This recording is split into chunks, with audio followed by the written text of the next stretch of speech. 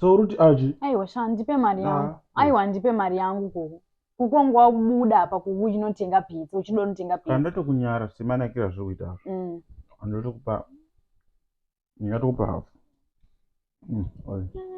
Yes, ndaipiwa. But next time cha, iwe usigona kubika pizza so isusu hatichatengi pizza. Takuseva mari ndiyo stand. Mari yepizza yakambotenga stand kuti. Kubva nhasi ndikatongonoti ndiri broke. Kutongokubikira sa. Ndechitongokubikira this.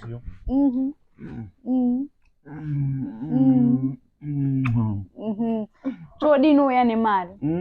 Unganingondikise zvemahara. Ayo but kuku chaungamonipa 100 rand chazvo zvakutora kuti zvitori better than pizza zvotodarika pizza yacho original kunaka mushop. Rushoka kwangu. Hauchagoni pizza futi. Unotenga pizza. Ndapromotwa kainini. Nogona sha. Saka ndapromotwa zveini.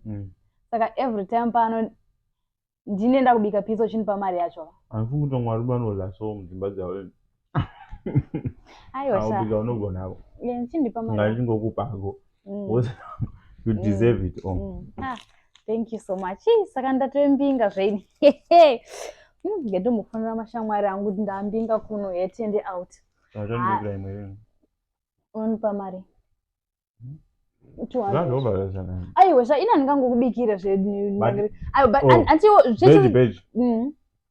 Vamwe varume havasi kudya zvinhu zvakaita so mudzimba dzavo. Kwewe unovazivira zviri mudzimba dzavo.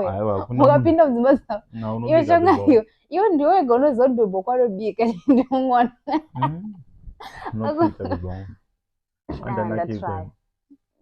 Keep it up and. Every day. Nechibika nchiwana mari.